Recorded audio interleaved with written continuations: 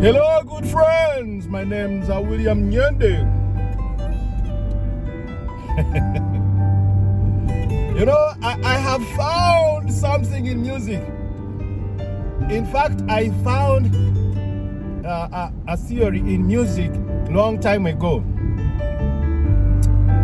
when I was still playing in a small church in a village in Uganda, a village called Mpeleri Church. The church was Mpeleri Church of Uganda.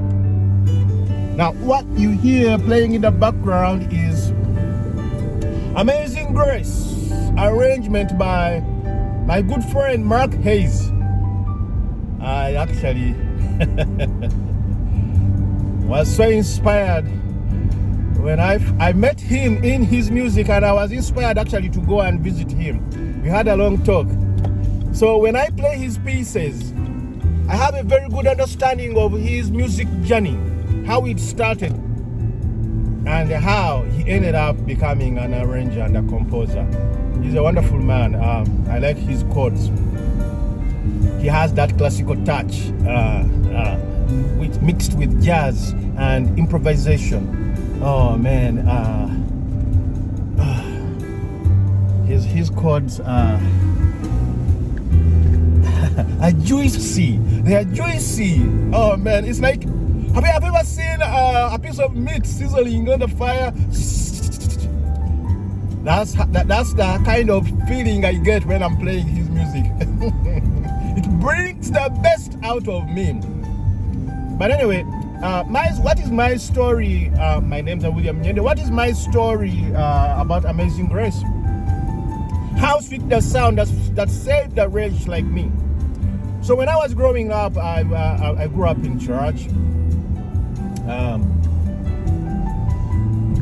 And that's how I learned my music when I was a young boy. And that church, Mpeleri Church of Uganda, a small church in the village, could only pay me, I think about 30 cents US dollars. That was about 1,000 Uganda shillings per month. 30 cents US dollars per month. And I started off on the piano, and my teacher thought, because he was going for further studies, a master's in Germany, he put me on a fast track program to learn how to play the organ. And my first team on the organ was St. Stephen's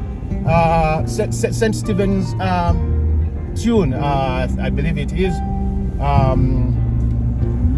How sweet the name of Jesus sound. Da, da, da, da, da, da, da, da. So anyway, one time I went to practice for a Sunday service. I think it was a Saturday. And I was practicing the organ with two manuals for the fingers and one full pedal board for the two legs. So I was using both my hands and all my 10 fingers, and should I say my toes?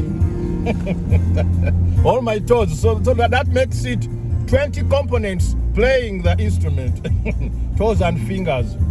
Anyway, so that's, I'm trying to exaggerate so you understand the amount of calories I was burning in my head, in my brain. And this was on an empty stomach. And so I felt so hungry.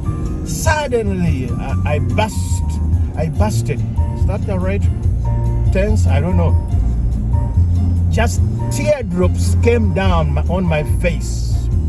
And I made this loud cry, a cry of hunger. Because I was so frustrated. Hunger was in my way of developing my talent on the organ. And I couldn't even solve the hunger problem. I was starving. Right there in the church, by myself, I just heard a voice telling me, I'm telling you the truth. There was this voice, I don't know where it was hiding in the church. It asked me, do you think hunger can stop you from growing your talent? Actually, he started off by saying I remember there was a child I knew very well.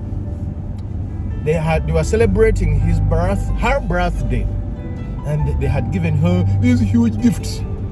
By the age of 17, nobody had ever celebrated my birthday. So that voice came and spoke to me. Did you see those gifts? Yes, I did. Did those gifts stop you from growing? I said, no. Because, did you, in other words, you not getting those gifts, did that stop you from growing? I said, no. Now you want to tell me hunger, the voice. You want to tell me, because now I'm having this internal conversation. You want to tell me hunger is going to stop you from developing your talent? I said, And then the voice told me, the only thing which can stop me from growing is not food. It's not even a check. You know, I go to some of these gigs. I'll call them gigs. We call them gigs as musicians. Somebody cuts the check and they think they've cut a big check. Not even a big check can stop me from growing my talent.